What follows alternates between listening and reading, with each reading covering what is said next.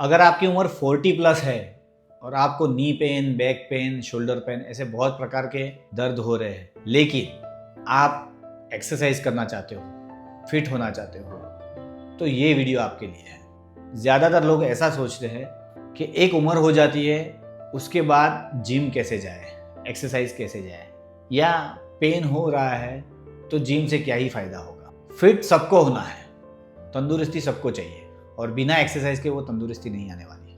लेकिन मेरे क्लिनिक में मैं हर रोज़ ऐसे पेशेंट्स देखता हूँ जिनकी उम्र 40 प्लस होती है, उनकी इच्छा फिट होने की रहती है, लेकिन उनको बहुत सारे दर्द होते हैं। जब मैं उनको बोलता हूँ आप एक्सरसाइज शुरू करिए, वो बोलते हैं एक्सरसाइज से तो दर्द बढ़ जाएगा, और आप एक्सरसाइज शुरू करने को बोल रहे हैं। दर्द हमें मस्कुलर वीकनेस की वजह से होते हैं, हमारे जॉइंट्स फ्री नहीं होते, उसकी वजह से होते हैं। और ऐसी कोई दवाई नहीं बनी है जो मस्कुलर वीकनेस को दूर कर सके और जॉइंट्स को फ्री कर सके। उसके लिए आपको एक्सरसाइज करना बहुत ज़रूरी है। मैं एक फिजियोथेरेपिस्ट होने के साथ साथ एक सर्टिफाइड फिटनेस ट्रेनर भी हूँ, इसीलिए मैं आपको अच्छी तरह से समझा पाऊंगा कि फिट रहने के लिए आपको कौन सी पेन फ्री एक्सरसाइजेस करनी चाहिए।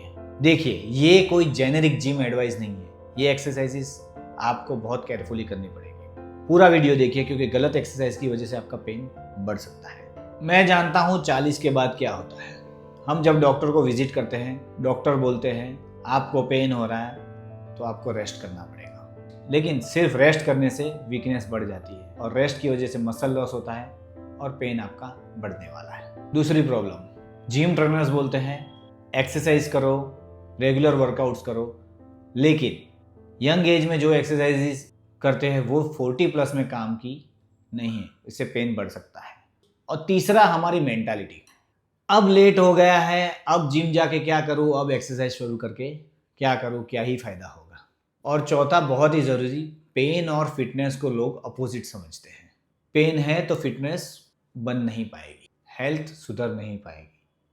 तो इसके लिए आपको ऐसी एक्सरसाइजेस करनी चाहिए जिससे आपका पेन सेफली मैनेज हो, फिटनेस भी बढ़े, आपको मज़ा भी आए, फ्यूचर में फर्दर इंजरीज ना हो, और आपकी 40 प्लस एज के हिसाब से साइंटिफिकली डिज़ाइंड भी हो।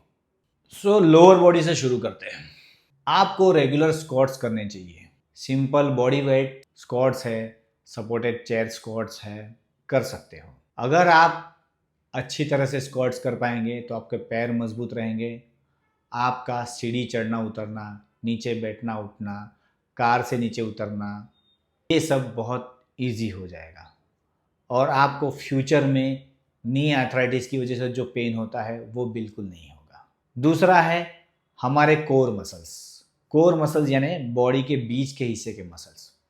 अगर कोर मसल मजबूत है तो हमें कभी बैक पेन नहीं होगा, नेक पेन नहीं होगा, और हम जब भी कोई लंबा ड्राइविंग करते हैं, लंबा राइडिंग करते हैं, कोई भारी चीज़ उठा लेते हैं, तो जो पेन हमें फील होता है वो हमें नहीं होगा। तो बैक को मजबूत करने के लिए कोर मसल एक्सरसाइज करना बहुत ज़रूरी है, जिसमें आप प्लैंक कर सकते हो, सुपरमैन कर सकते हो, साइड प्लैंक कर सकते हो, पेल्विक ब्रिजेस कर सकते हो, सिंगल लेग ब्रिजेस कर सकते हो, हिप थ्रस्ट कर सकते हो। ऐसे धीरे धीरे धीरे धीरे हम प्रोग्रेस कर सकते हैं। तीसरा, हमारी अपर बॉडी। अपर बॉडी अगर मजबूत रहेगी तो हम कोई भी पुशिंग एक्टिविटीज़ या पुलिंग एक्टिविटीज़ ईजीली कर पाएंगे।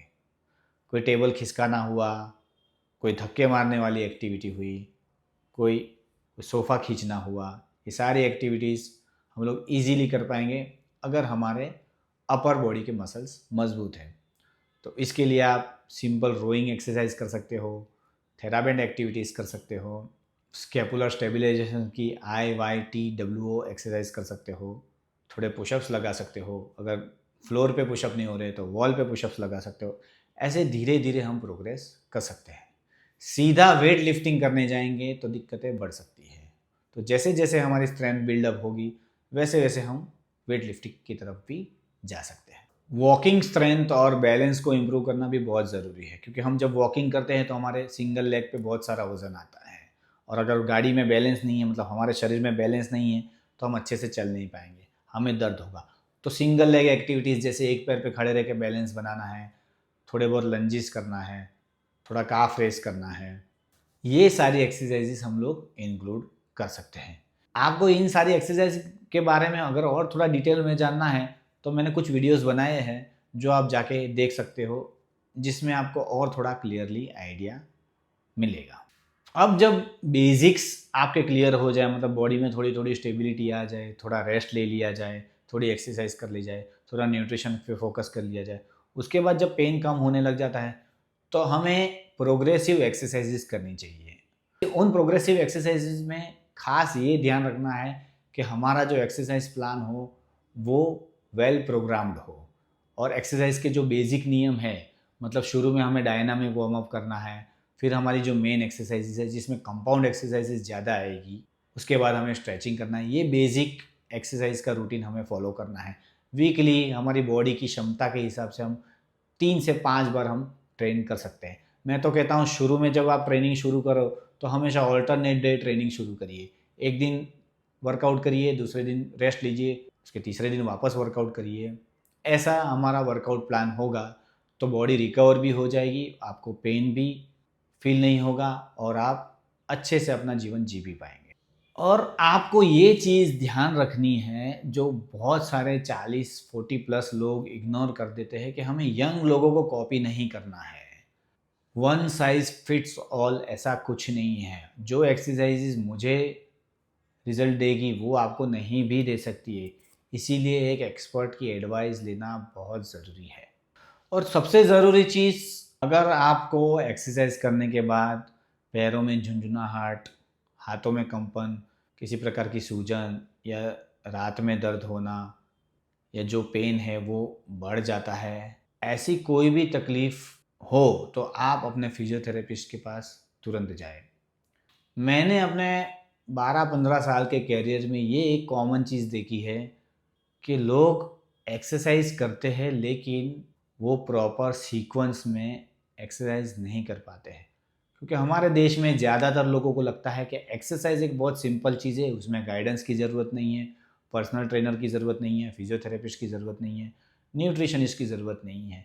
लेकिन मैं हमेशा यही कहता हूँ कि prevention is better than cure. एक बार प्रॉब्लम होने के बाद आप डॉक्टर के पास जाते हो, मेडिसिन खाते हो, सर्जरीज कराते हो, उससे अच्छा अगर आप एक्सपर्ट एडवाइस में सब कुछ करें तो आपके हॉस्पिटल्स के स्टेज भी कम हो जाएंगे, आप बीमार भी कम पड़ोगे और आप अच्छी खासी ज़िंदगी भी जी पाओगे। अगर आप भी 40 प्लस है और आपको भी एक पेन फ्री असेसमेंट चाहिए तो मुझे नीचे गए नंबर पे आप व्हाट्सएप करिए, मैं आपको इसके लिए गाइड करूँगा।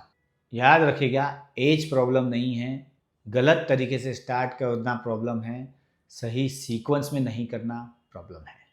Thank you guys, see you in the next video.